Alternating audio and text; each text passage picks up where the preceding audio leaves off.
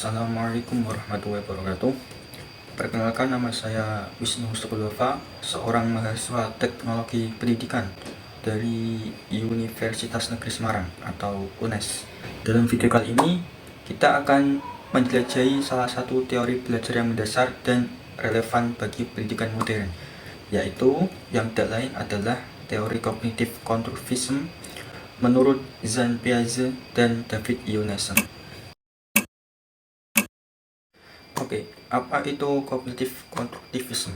Secara sederhana, teori ini percaya bahwa pengetahuan tidak diterima secara pasif, tetapi aktif dibangun oleh si pembelajar melalui pengalaman dan juga interaksi dengan lingkungannya.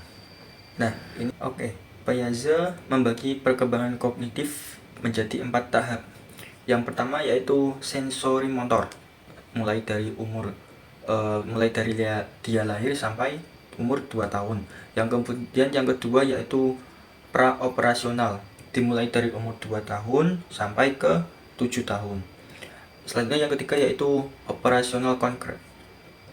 Ini dimulai dari umur 7 sampai umur 11. Dan yang terakhir yaitu operasional formal, mulai umur 11 sampai seterusnya, sampai dia meninggal.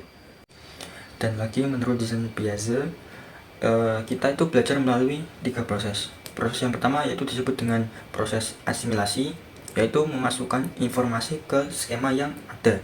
Kemudian yang kedua yaitu akomodasi, mengubah skema lama untuk informasi yang baru. Dan yang terakhir yaitu ekuilibrasi, proses penyeimbangan pemahaman. Setelah mempelajari tentang Jean Piaget, kemudian kita berganti ke David Emerson. Beliau menekankan penggunaan mind tools, alat teknologi seperti simulasi, database, dan juga software pemodelan. Ini berguna untuk membantu siswa membangun pengetahuan mereka sendiri melalui pemecahan masalah autentik. Contoh penerapannya dalam kelas mungkin bisa seperti guru memberi proyek, yaitu merancang sistem irigasi sederhana, siswa bereksperimen, berdiskusi, dan juga membuat model solusi. Kemudian, dalam konteks teknologi, mungkin siswa bisa menggunakan software seperti PHET untuk PIHET untuk memahami konsep fisika, atau platform Padlet untuk berkolaborasi membangun peta konsep bersama. Selanjutnya ada kelebihan dan juga kekurangan. Kelebihan dari teori ini yaitu yang pertama, bisa mengembangkan berpikir kritis dan juga kreatif. Nah, yang kedua, pembelajaran lebih bermakna dan kontekstual. Yang terakhir, yang ketiga yaitu sesuai dengan era konstruksi pengetahuan digital. Nah, kekurangannya sama, ada 3. Yang pertama, memerlukan waktu lebih banyak. Yang kedua, tidak semua siswa terbiasa belajar mandiri. Dan yang terakhir yaitu butuh persiapan dan resource yang memadai.